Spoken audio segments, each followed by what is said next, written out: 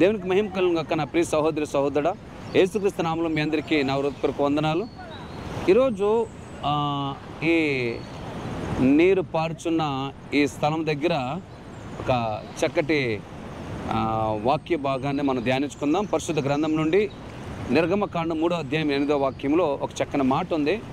అదేమంటే, ఐగుప్తులో ఇజ్రాయేల్ ప్రజలు దేవుని చూసి మొరపెట్టారంట. 430 సంవత్సరాలు వారు బానిసత్వంలో వారు పెట్టిన హింసలు, వారు పెట్టిన బాధలు భరించలేక దేవుని చూసి మొరపెట్టారంట. ఆ మొర దేవుని దగ్గరికి చేరింది. ఆ తర్వాత దేవుడు వారి మొరను చూశాడంట, వారి హింసను చూశాడంట, వారి బాధను చూశారంట. చూసి దేవుడు వారిని ఎలాగైనా ఆ బాధల నుండి, హింసల నుండి విడిపించి పాలు తేనెలు ప్రవహించే దేశము వారికి ఇస్తానని వారి పితరులతో వాగ్దానం చేసిన భూమిని జ్ఞాపకం చేసుకొని ఆ అరణ్య మార్గము గుండా వారిని నడిపించడానికి దేవుడే దిగి వచ్చాడని అక్కడ ఆ వాక్యంలో మనం చూస్తున్నాం అన్నమాట. ఈరోజు నా ప్రియ సహోదరి సహోదరుడా, మనము ఒకటి తెలుసుకోవాలి.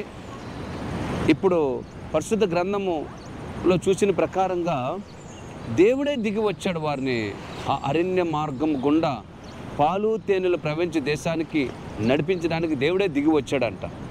ఈరోజు చూసారా, నిజంగా మనం దేవుని చూసి మొర్రపెట్టినప్పుడు, మన బాధను చూసి, మన శ్రమలు చూసి, మన ఇబ్బందులు చూసి మనము వారి వైపు వీరి వైపు చేయి చాపకుండా, ఎందుకు చాపకుండా అంటే, ఒకవేళ నువ్వు చాపితే వారి నుండి నీకు సాయం దొరుకుతుందని అనుకుంటా. ఒకవేళ దొరికినా విడిపించలేని పరిస్థితి, కాపాడలేని పరిస్థితి, రక్షించలేని పరిస్థితి. అయితే వాటి నుండి రక్షించగల, కాపాడగల దేవుణ్ణి మొరపెట్టినప్పుడు నిజంగా ఆ దేవుడు కాపాడతాడు. ఇక్కడ చూస్తున్నాం, దేవుడే దిగి వచ్చాడని, నేను దిగి వచ్చి ఉన్నాను అనే ఆ వాక్యంలో మనం చూస్తున్నాం. అందుచేత అలాగే ఆయన దిగి వచ్చి వారి మధ్యలో ఉండి వారిని ఐగుప్తు నుండి కానానుకు నడిపించాడని మనం పరిశుద్ధ గ్రంథంలో, బైబిల్లో మనం చూడగలుగుతున్నాం. ఈరోజు నీది ఏ కష్టమైనా, నష్టమైనా, బాధలైనా, శ్రమలైనా, ఇబ్బందులైనా, నీ పరిస్థితి ఎటువంటిదైనా సరే దేవుని చూసి మొర్ర పెట్టినప్పుడు ఆయన ఆ మొర విని నీ పరిస్థితి నుండి నేను కాపాడగలుగుతాడు, నీ ఇబ్బందుల నుండి నేను కాపాడగలుగుతాడు.